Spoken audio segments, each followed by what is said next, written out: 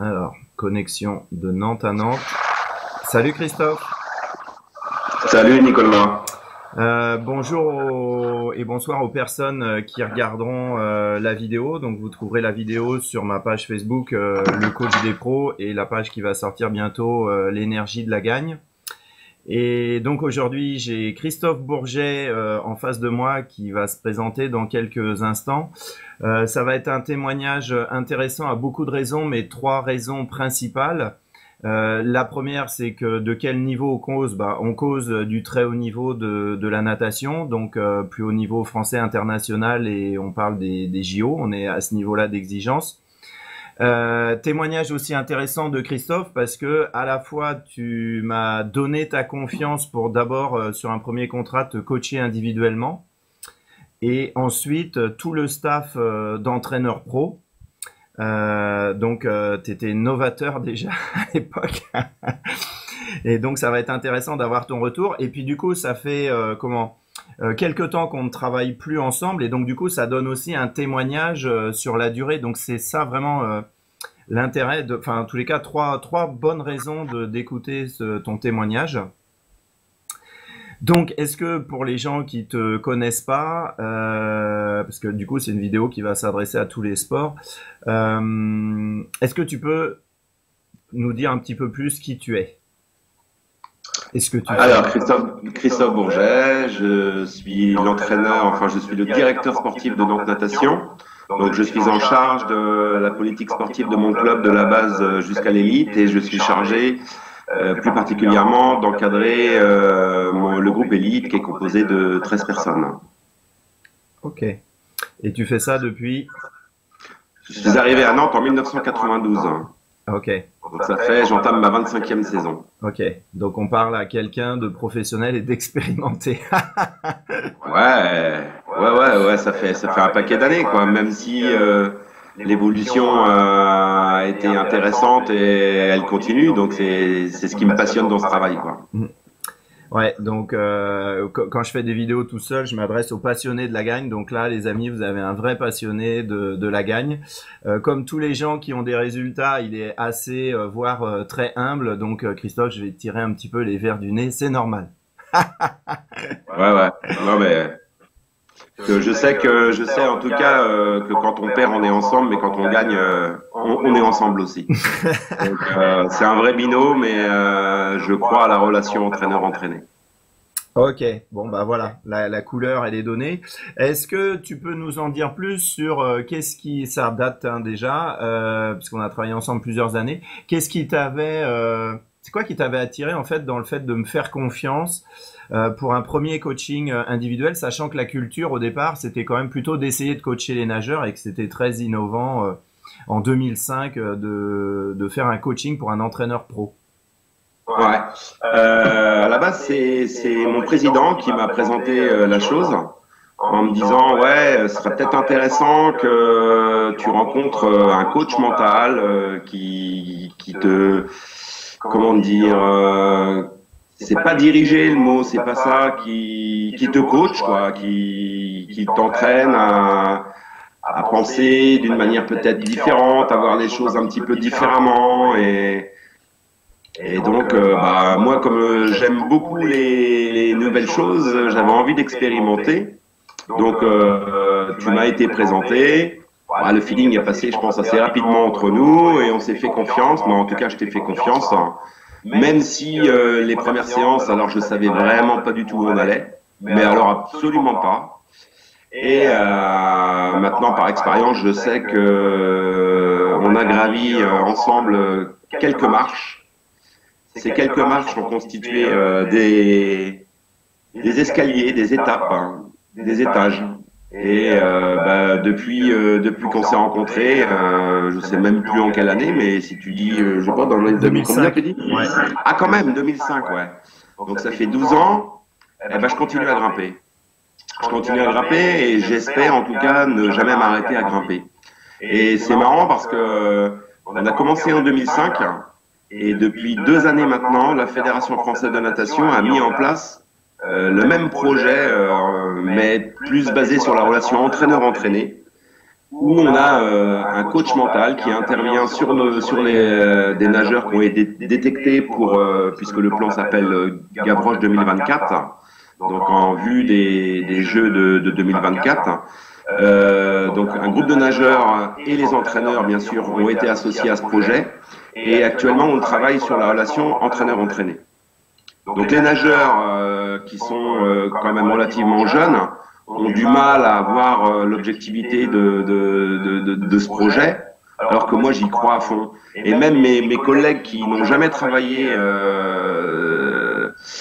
dans ce sens se posent beaucoup de questions. Et c'est vrai que moi, bon, je suis un peu plus vieux qu'eux aussi, hein, j'ai un peu plus d'expérience aussi. Et il faut savoir des fois lever la tête du guidon, comme on dit vulgairement, pour prendre du recul et prendre de la hauteur. Et ça, c'est quelque chose, grâce à la formation que tu m'as enseignée, que j'ai réussi à faire et qui m'est conforté actuellement par la Fédération française de natation. Des années Donc, après. Comment? Des années après. Ah bah oui, 10 ans après, quoi, hein, puisque on est en 2017, j'ai commencé l'année dernière à travailler avec eux, donc en 2016, donc tu vois, 11 ans après. Mais tu sais, Nico, tu m'accompagnes depuis tout le temps, puisque sans cesse, je me souviens et je me rappelle de ce qu'on a fait ensemble. Mes collègues aussi, puisqu'on a travaillé sur un projet de managériat de groupe. Et on parle souvent de toi et même si physiquement t'es pas présent, dans nos pensées t'es présent en tout cas, quoi. Ok. Donc c'est vrai que dans notre expérience, il y a eu deux étapes. Il y avait un coaching tourné d'abord vers ta propre performance personnelle, ce qu'on n'est pas habitué. Ouais. Donc effectivement, tu étais innovant là-dedans, hein. Et Ouais. sachant que le deal, moi, c'est toujours ça. Nous, on veut, toi et moi, les résultats les meilleurs dans le rapport de temps le plus court possible. Et moi, Ouais. j'avais dit, effectivement, bon, coacher les nageurs, c'est bien, mais qui prend les décisions au quotidien, qui dirige les plannings, prend des options, etc., bah, c'est quand même l'entraîneur. Donc la performance personnelle de l'entraîneur a un énorme impact sur les nageurs. C'est pour ça que du coup, moi, quand on me propose de coacher les deux, moi je dis qu'il faut toujours coacher là où ça dirige d'abord, plutôt que les nageurs. Donc c'est ce que tu avais accepté. Donc un premier temps où c'était sur ta propre performance, qu'est-ce que tu en as retiré, les deux, trois points peut-être principaux de ce coaching où tu étais en one-to-one avec moi? Ouais. J'ai appris à prendre du recul. Bon, comme beaucoup de coachs, je pense, je suis un peu trop spontané des fois et on a tendance à réagir un petit peu à chaud sur certains événements. Et là, j'ai appris à prendre le temps d'analyser les choses et d'être beaucoup plus objectif dans mes feedbacks.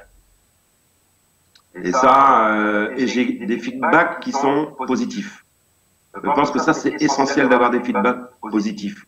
À partir du moment où il n'est pas positif, ce feedback, il n'est pas constructif. Il y a moins Donc, tu peux, d'adhésion des nageurs, tu veux dire? Ouais, et tu peux être dans la critique, mais dans une critique positive. Donc c'est ça qui m'intéresse, c'est ce discours. Et je sais que mon discours a carrément changé depuis cette formation qu'on a fait, quoi. Bon, j'ai l'expérience aussi, hein, maintenant. Je te dis, j'avais même pas 40 ans quand on a commencé la formation, j'en ai 50. Bon, effectivement, mon discours il change peut-être, mais je suis persuadé que ça a un lien avec la formation qu'on a fait ensemble. J'en suis persuadé. Ok. Donc si je le dis avec mes mots de coach, tu sais mieux te donner du feedback toi et en donner à mes nageurs et en donner du coup à tes nageurs. Et donc, dans les retours de course, ouais, sur les compètes, ouais. Ouais, c'est ça. Donc du coup, tu sais mieux évaluer toi ta zone d'influence, ta propre performance vis-à-vis d'eux. Ouais. C'est ça. Et donc du coup, en fait, bah tu les entraînes avec toi dans le fait de mettre une dynamique, de se donner du feedback objectif et donc du coup des feedbacks sur lesquels vous pouvez progresser. Exactement. Okay. Exactement. Donc ça, je dirais que c'est une première chose. Après, j'ai délimité le cadre. Et ça me paraît important aussi. Et de recadrer de temps en temps. Parce que il y a un moment où tu sors du cadre et c'est pas bon, quoi. Et c'est ça, je pense que c'est le recul que j'ai maintenant sur ma pratique en tant que coach et la pratique de manager en tant que sportif, qui me permet le fait de m'extérioriser un petit peu du contexte de l'entraînement, me permet de voir ceux qui restent dans le cadre et ceux qui en sortent. C'est ça. Ouais. Ok. Et la dernière chose que j'ai appris, parce que tu vas demander 3 points, c'est de sortir de ma zone de confort. Bah oui. C'est tellement tranquille d'être dans sa zone de confort, mais tu progresses tellement pas. Je pense qu'il faut prendre des risques. Alors c'est facile, je dirais que c'est facile, peut-être à mon âge, de dire ça, quoi. Mais moi, je vais te dire sincèrement, je regrette de ne pas avoir fait une formation comme ça plus tôt. Et je pense que j'aurais été meilleur. Honnêtement, en toute humilité, hein, je pense que j'aurais été meilleur. Ouais. Parce que j'ai compris des choses dans ma carrière. Bon, j'ai jamais trop tard, bien sûr, mais je me dis, putain, si j'avais, pardon pour ce mot-là, mais si j'avais 10-15 ans de moins, eh ben, peut-être que je serais encore meilleur, quoi. Mais bon, ça me va, hein, ça me va. Moi, je suis content. J'ai un bon groupe. Quand je suis arrivé à Nantes, je me rappelle quand on a travaillé ensemble sur la vision qu'on avait de notre club. Je peux te ressortir texto la phrase qu'on avait mis tous mes collègues et moi-même. D'ailleurs, tu t'en souviens. C'était faire de Nantes Natation une place forte de la formation française. Et maintenant,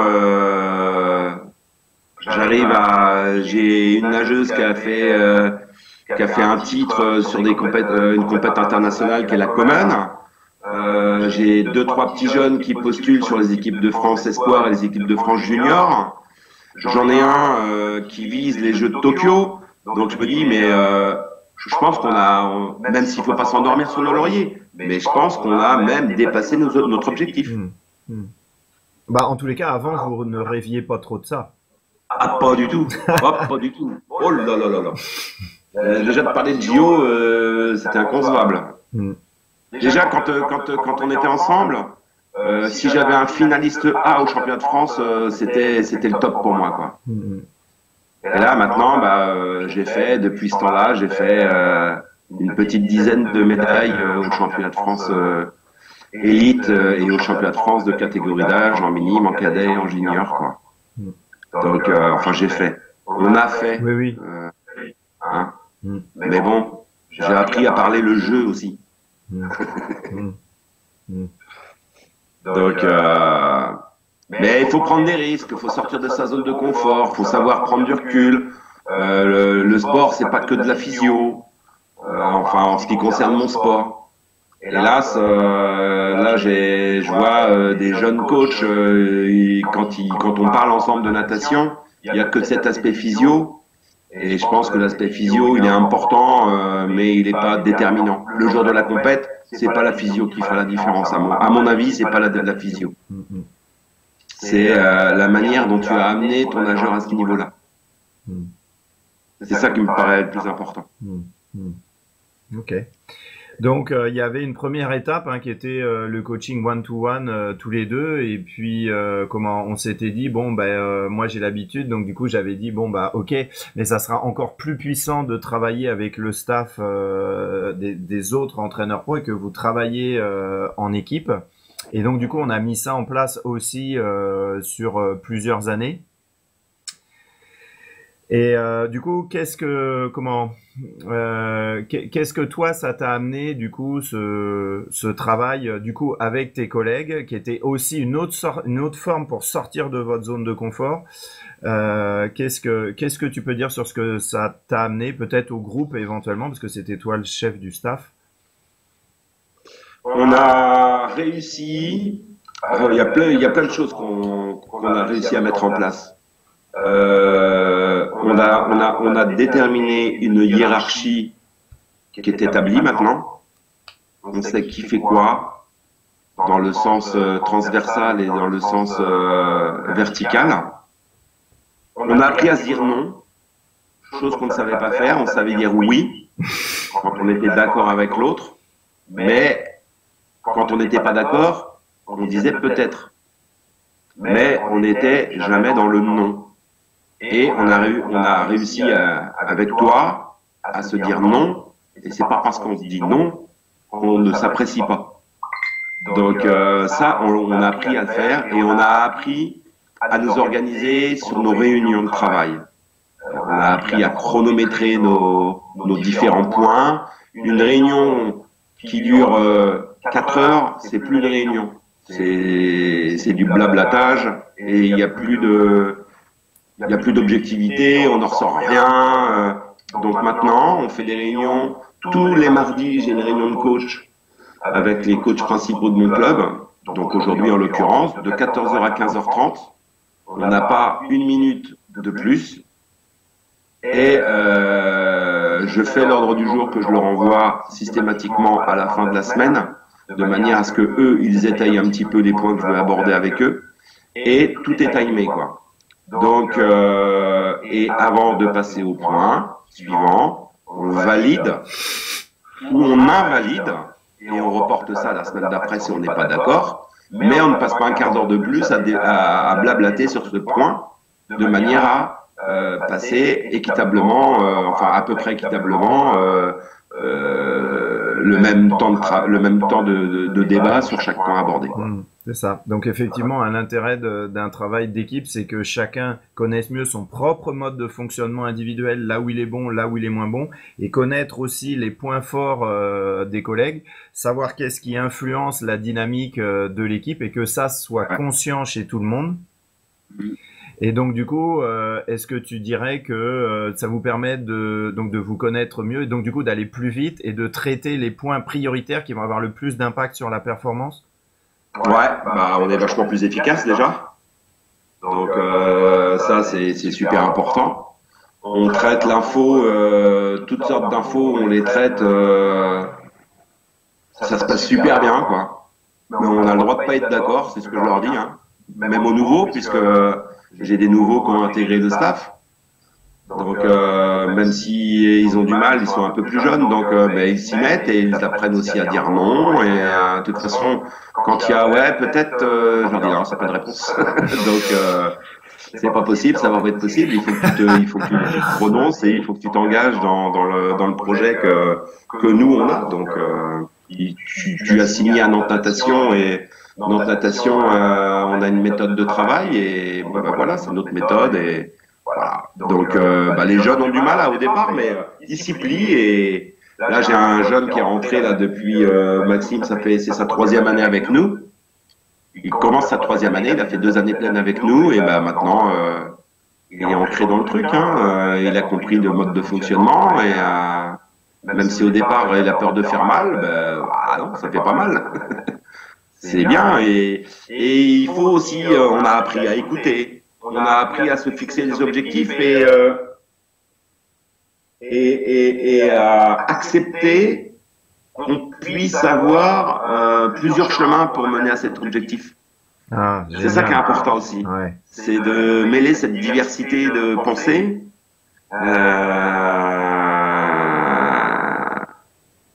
Et ça, enfin moi ça me fait kiffer ce genre de truc. Je trouve ça énorme, quoi. Je trouve ça énorme. Et je trouve qu'on travaille pas assez là-dessus en France. Hein. Ouais. Donc du coup, franchement, je pense que les Anglo-Saxons sont vachement plus forts que nous là-dessus. Hein. Ouais. Bah oui, parce que faut vraiment avoir une méthode pour savoir appréhender les conflits d'idées, d'opinions, de modes de fonctionnement et de savoir tirer la quintessence de ça en fait. Donc effectivement, toi, ça me paraît assez évident. Et donc du coup, c'est vachement intéressant parce que du coup, maintenant, tu as entraîné les autres à mieux appréhender la diversité aussi des autres coachs. Donc je suppose que tout le monde doit être plus créatif, plus affirmé. Et du coup, avec une puissance collective du staff, du coup, supérieure en fait. Ah ouais, carrément, ça monte en puissance, quoi. je sais pas, il y a un relationnel entre nous professionnel on sent vraiment, et moi j'adore ça, c'est cet esprit d'équipe, quoi. On tend tous vers le même objectif, quoi. Et ça, de toute façon, quand je recrute des nouveaux coachs, je leur présente la vision du club et je leur demande quelle est leur vision qu'ils ont de Nantes Natation, quelle est leur propre vision, et après je leur présente la vision du club. Donc, moi, ça me paraît, il faut adhérer à notre projet aussi. Mais on n'est pas une secte non plus, il faut pas délirer, mais. Il y a de l'exigence, quoi. Comment? Il y a une forte exigence. Ah, bon, on est obligé. Le sport de haut niveau, c'est de la rigueur, c'est de l'exigence. On peut pas faire de l'à peu près, ça, c'est pas possible. Pour moi, c'est inconcevable. D'autant plus que Nantes n'est pas réputée pour être une ville de natation. La natation, elle se pratique surtout dans le sud de la France. Nous, avec les piscines qu'on rencontre. Moi, j'ai mes nageurs, honnêtement, ils nagent un tiers de moins que les meilleurs Français, quoi. Franchement. Ouais, c'est ça ça fait partie de ton originalité, je trouve. Ça serait cool si tu pourrais nous en dire un peu plus. C'est-à-dire que toi, tu te responsabilises énormément, mais je pense que les entraîneurs pros ont l'habitude de se responsabiliser. Mais toi, par contre, tu as poussé l'art de responsabiliser tes nageurs énormément, d'être créatif dans tes propositions d'entraînement. Et donc, du coup, tu arrives au même niveau puisque, du coup, bah, tes nageurs nagent au plus haut niveau national. Et en t'entraînant quand même beaucoup moins que les autres. Ils regardent moins les carreaux de la piscine avec toi qu'avec les autres. Et du coup... comment tu as fait pour arriver à obtenir des forts résultats sans être dans la quantité acharnée? Ah bah, j'ai privilégié la qualité à la quantité. J'ai dit à mes nageurs, vous savez, on nage moins que les autres. Mais il va falloir qu'on soit meilleur. À chaque entraînement, il faut qu'on soit meilleur que les autres. Quand les autres nagent 4 heures par jour, bah nous, en 2 heures, on doit être plus fort qu'eux en 4 heures. Donc ça, c'est un travail... c'est un investissement de la part de ton groupe. T'es obligé. C'est pour ça qu'il faut que ton groupe adhère et que ton groupe soit soudé. Déjà, ça c'est super important pour que les leaders fassent passer ton message. Parce que les nouveaux qui arrivent dans mon club, j'en ai qui arrivent dans mon club, qui nageaient plus auparavant que quand ils viennent avec moi. Et pourtant, ils veulent venir avec moi. Bah oui. On nage moins, mais j'ai 2 vitesses d'entraînement. J'ai une vitesse pour le geste technique et la deuxième vitesse, c'est la vitesse de course. Tout ce qui se passe entre, ça m'intéresse moins. Qu'est-ce qu'on demande à un nageur? C'est que on sait qu'un nageur, pour qu'il nage vite, faut qu'il nage bien. Donc déjà, ça passe par une vitesse à faible intensité pour les apprentissages, les acquis.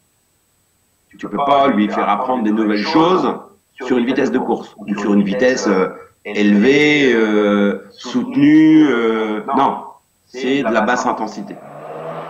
Après, une fois que tu sens que le geste est acquis, tu le fais travailler sur une vitesse de course en respectant les modalités que tu lui as demandées sur la basse vitesse. Donc bien sûr, c'est un travail qui est hyper progressif. Tu sors de ta zone de confort parce que faut que tu acceptes de régresser pour progresser. Donc moi, ça me pose pas de problème. Le nageur, ça lui pose plus de problèmes. D'où l'importance de faire des compétitions intermédiaires pour valider ton travail. Moi, je leur demande pas d'aller forcément. Je leur demande d'aller vite le jour de la compétition, mais c'est pas ce qui m'intéresse. Ce qui m'intéresse, c'est de voir les acquis s'ils ont été validés à vitesse de course. Et après, je sais que le jour J, parce que nous en natation, on n'a pas des compètes tous les week-ends, on a des compètes tous les week-ends, enfin 2, 3 par mois, mais on a 2, 3 échéances importantes dans la saison, pas plus. Donc tout le travail qui est fait avant sur les compètes intermédiaires, c'est du travail de validation des acquis, quoi. Donc je travaille que comme ça, je travaille sur deux vitesses de course. 50% de mon travail est réalisé là-dessus. Après, je vais avoir 25% où je travaille maintenant avec un préparateur physique Et ça me paraît incontournable. Avant qu'ils soient des nageurs, j'ai demandé à mon préparateur physique, je veux que tu en fasses des athlètes. Donc mes nageurs sont des athlètes. Et ça me paraît hyper important. Et les 25% qui restent, je fais un petit peu de travail, ce que j'appelle du travail auxiliaire sur les zones qui sont périphériques à ta zone de course. Mais ça représente que 25% de mon travail, uniquement, ce qui paraît très très peu. En France, on travaille plus sur 2 tiers sur les zones périphériques et 1 tiers sur les zones principales, la zone principale. Alors que c'est une aberration. La zone principale, elle doit être développée beaucoup plus que les zones intermédiaires. Enfin, moi, ça me paraît tellement logique. Mais eux, ils sont plus dans un volume, dans une quantité d'entraînement. Il y a des nageurs, bon, après, ça dépend des spécialités. Mais moi, il va falloir qu'on m'explique un jour pourquoi un nageur va faire 10 km par jour, 15 km par jour, pour faire un 100 mètres en 47 secondes. Ouais, il faut qu'on m'explique ça. Moi, quand les miens, ils nagent, ils nagent 3 à 4 000 par jour, mètres. 3 à 4 000 mètres par jour. Ils font 2 à 3 fois moins que certains nageurs. Je dis pas que je détiens la vérité, mais moi, c'est ma vérité, quoi. C'est ma vérité. Et depuis que j'ai intégré l'équipe de France depuis 3 ans maintenant, je me suis rapproché de mon ex-collègue, hélas, il est parti de l'INSEP, mais on avait une vision assez similaire de l'entraînement, et on s'est retrouvé à travailler uniquement de la même manière. Et ça s'appelle, c'est les Américains, les Australiens qui travaillent beaucoup là-dessus, puisque eux, c'est une manière aussi d'écrémer un peu leur groupe. Ils travaillent bien plus dur que moi. Hein. Eux, ils font... moi, ce que je fais sur 3-4 000, eux, ils le font sur 7-8 000 à l'entraînement. Mais bon, ça permet d'évincer au niveau du lycée et d'avoir que des groupes vraiment hyper costauds au niveau de l'université. Donc, ils écrèment comme ça. Et c'est un travail qui est hyper exigeant. C'est super dur. Hein. Tous les jours, ils viennent à l'entraînement, ils vont travailler sur de la vitesse de course. Enfin, tous les jours. Ça dépend des cycles de travail, mais quand on est dans un gros cycle de travail, pendant 3 semaines, on fait que ça, quoi. Parce que je travaille sur 3 semaines, je développe leur qualité sur 3 semaines, et je fais ce qui s'appelle une semaine de transition, la 4e semaine, où là, on va travailler beaucoup plus, peut-être un peu plus long, mais avec une zone d'intensité vachement basse. On se replace techniquement, on va retravailler un autre apprentissage. Et voilà, c'est ma manière de travailler. Et pour l'instant, c'est plutôt positif. Moi, je suis plutôt content. Les nageurs sont contents. Quand je vois comment? Et les médailles sont là? Bah ouais. Maintenant, voilà, les médailles avec les jeunes, c'est bien, mais faut les faire perdurer ces jeunes-là, quoi. Et donc, je les fais perdurer comment? Bah là, actuellement, j'ai une gamine là, une 2002, Joanne, qui a été championne de France minime du 100 mètres nage libre l'année dernière. Je sais qu'elle est sprinteuse, qu'elle a d'énormes qualités de sprint, et pourtant, elle a été dans un groupe de demi-fond toute l'année dernière. C'est dingue, ça. Mais ouais, parce que pourquoi? Cette gamine, elle a que 14 ans. Et elle commence à éclater sans avoir fait. Je l'ai mis sur un travail spécifique de demi-fond. Parce que c'est l'âge auquel il faut qu'elle développe son système aéro, quoi. Donc on travaille là-dessus. Cette année, je vais la faire travailler sur un groupe, ce que j'appelle du middle. C'est-à-dire que c'est un groupe qui est moitié aérobie, moitié lactique. C'est un groupe qui travaille plus sur du 200. Même si je sais que ce sera une nageuse qui va faire du 50 et du 100 mètres. Hein. C'est certain. Elle est championne de France au 100 libre, 100 mètres nage libre. Elle est vice-championne de France au 50 mètres nage libre. Mais je travaille encore l'année prochaine sur du 200 pour après la faire passer sur du 50-100. Voilà, un vrai passionné de la gagne qui a pas la langue dans sa poche. C'est ce que les gens qui suivent la page, ils aiment bien aussi. Et puis, voilà, en même temps, t'es clair sur ta vérité et puis c'est la tienne et voilà. Ouais, c'est juste ce qu'on demande à un entraîneur. Ouais. Merci pour ça, pour cette passion partagée. Et allez, on va dire, si tu devais garder un point sur tout ce travail-là que tu as adoré ou qui a de l'impact dans ton boulot, un point ou un exercice, lequel serait-il? La respiration, de prendre mon temps. J'aime j'aime le recul que j'ai quoi, par rapport à mon boulot, par rapport à mes nageurs, par rapport à tout ça quoi. Et le fait d'apprendre à respirer, à prendre son temps, à mettre sa main sur le plexus, ça permet de prendre conscience de certaines choses. T'es peut-être absent pendant une minute, mais t'es tellement présent après quoi. Ok. Je crois que tu sais ce que je veux dire, non? Ouais, ouais. Ouais, ouais. Après, quand t'y vas, quoi. Ah bah, je suis au carton, moi. Je suis à bloc. Hein. Oui, mais je suis encore tout vert sur un bord de bassin, moi. Hein. Je suis à fond. Hein. C'est un boulot où tu peux pas, quand t'es coach, tu peux pas être passif. À mon avis, tu peux pas être passif. Si t'es passif, je pense que tes nageurs sont passifs. Et puis de toute façon, c'est pas dans ma nature, donc c'est pas possible. Mais bon, enfin moi je sais que je ressors ce matin, j'étais à l'entraînement à 7 heures ce matin. Sur sortie de l'entraînement, bah, j'étais en sueur quoi, sur le bord de bassin, à courir, à donner des conseils, à prendre des chronos, à machin. Et bah, au moins tu sais que tu vis quoi. Déjà c'est ça qui est super important quoi. Ok. Donc ça me fait vivre, ce boulot me fait vivre. J'avoue. Énormément, ouais. Ok.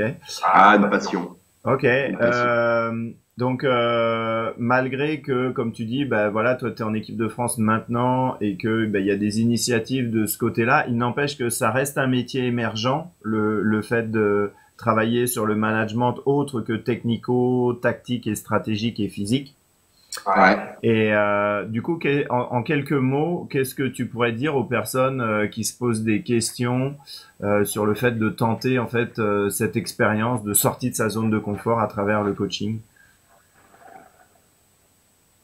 Tu peux répéter Nico? Ouais. Ça me rappelle quand on était ensemble. Qu'est-ce que tu dirais à quelqu'un qui n'a jamais expérimenté le coaching? Soit individuel, soit d'équipe, le staff, mais quelqu'un qui n'a jamais expérimenté, voilà, en une ou deux phrases, qu'est-ce que tu as envie de lui partager de ton expérience? Ouais, je dis laisse-toi guider quoi. Franchement, au départ, c'est hyper perturbant, quoi. C'est hyper perturbant parce que tu vois pas que ça avance. Les premières séances, c'est mais qu'est-ce qu'on fait là? Et d'un seul coup, au bout de quelques séances, tu rentres dans ta voiture, après, parce que je me rappelle, on faisait nos formations le jeudi matin, tu rentres dans ta voiture et puis tu fais, putain, un déclic. Et voilà. Et après, tu te laisses guider parce que tu prends confiance. Tu prends confiance et moi, j'ai l'impression que ça s'éclaircit dans ta tête, quoi. Au départ, tu as du mal à savoir où tu veux en venir, quoi. Et plus ça va, plus ça s'éclaircit, plus tu vois la lumière au bout du chemin, quoi. Et bah, t'as envie d'y aller vers cette lumière. Et puis, bah, vas-y, quoi, laisse-toi aller, quoi. Laisse-toi aller parce que c'est tellement bon ce qui se passe. Et les jeunes coachs, je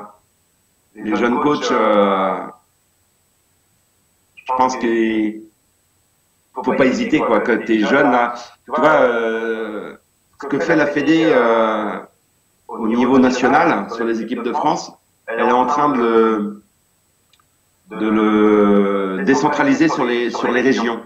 Et j'ai un jeune entraîneur de Saint-Nazaire, pour pas le nommer, qui m'a téléphoné aujourd'hui pour me dire qu'il avait reçu une invitation pour travailler sur la relation entraîneur-entraîné, tu vois. Donc effectivement, ça descend dans les régions. Je lui dis mais vas-y quoi. Il dit bah j'espère que mon club va me laisser. Et donc moi j'ai appelé le président de son club. Je lui ai raconté mon expérience avec toi.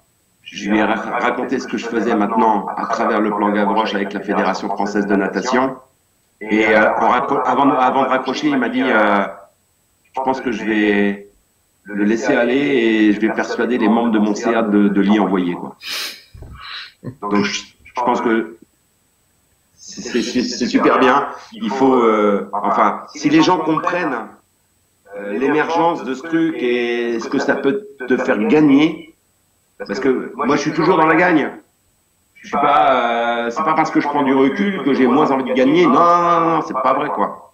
Je pense que j'ai encore plus envie de gagner parce que j'ai l'impression d'avoir plus de clés pour gagner. Et je sais, parce que on me l'a dit, que mon comportement et que mon discours avaient vraiment évolué depuis que j'avais fait cette formation. Ah ouais. Que ce soit mes collègues, les membres du CA, les parents de nageurs et mes nageurs. Donc qu'est-ce que tu veux que je dise? Je peux pas être plus clair que ça, quoi. Je peux pas arrêter, je peux pas arrêter. C'est pas que c'est pas possible, c'est pas concevable. Ok. Voilà. Merci de cette énergie et cette passion partagée, transparente, bien visible. Écoute, merci d'avoir donné de ton temps et puis de ton témoignage. Et puis, écoute, je vais te souhaiter une super préparation pour les JO. Puisque plus tu vieillis, plus t'es motivé, plus t'en veux. Ah déjà, je suis super content parce que là, mon nageur, là, Maxence, il va faire sa première sélection en A au mois de décembre et du 13 au 17 décembre, on s'en va à Copenhague et il va faire les championnats d'Europe en petit bassin, puisque nous on a du petit bassin, bassin de 25 mètres et du grand bassin, bassin de 50 mètres. Et donc avec les résultats qu'il a eu l'année dernière, il est déjà qualifié pour les championnats d'Europe de Copenhague du 13 au 17 décembre. Après ma prochaine échéance, on va avoir les championnats de France au mois de mai à Saint-Raphaël. Et là, c'est la qualif pour les championnats d'Europe grand bassin qui se dérouleront au mois d'août à Glasgow. Donc ça, c'est les échéances intermédiaires qu'on s'est fixées avec Maxence. Et l'objectif maintenant, c'est Copenhague et Saint-Raphaël pour Saint-Raphaël qui devrait être une étape intermédiaire de manière à être au top à Glasgow. Ça marche. Merci beaucoup, Christophe. Merci, Nicolas, avec plaisir. À bientôt. Au revoir. À bientôt. Ciao, ciao.